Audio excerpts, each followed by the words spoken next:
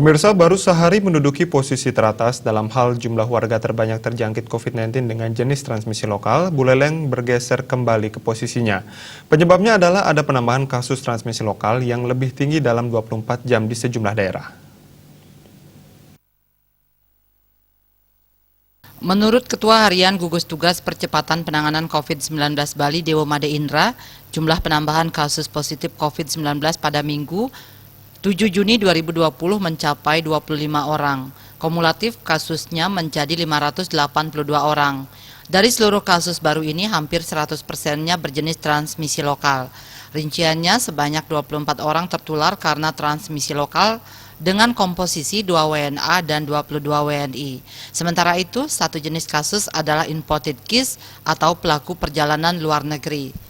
Penambahan harian jenis transmisi lokal yang dialami merupakan yang tertinggi setelah sehari sebelumnya Bali melaporkan adanya kasus jenis ini sebanyak 18 orang.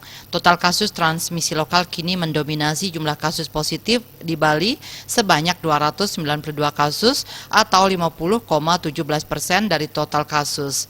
Dilihat dari sebarannya berdasarkan data yang dilansir di infocorona.baliprop.go.id, tambahan kasus transmisi lokal tertinggi harian terjadi di Denpasar dan Kelungkung. Masing-masing daerah ini bertambah 7 kasus. Selain kedua daerah ini, Badung dan Kelungkung juga menambah warga terjangkit COVID-19. Masing-masing mengalami tambahan 4 kasus. Sementara itu, ada 2 WNA yang juga terjangkit.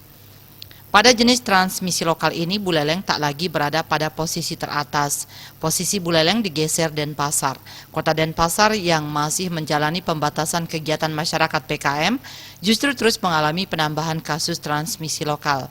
Menurut juru bicara Gugus Tugas Percepatan Penanganan COVID-19 Kota Denpasar, Dewa Gede Rai, sebanyak 5 kasus diantaranya terdeteksi dari orang yang hendak mencari surat keterangan atau suket swab test untuk melakukan perjalanan keluar Bali.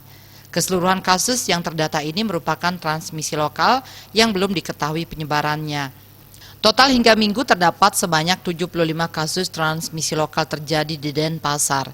Sementara Buleleng kini berada di posisi kedua dengan jumlah kasus 63 orang. Dia Dewi, Bali Pos melaporkan.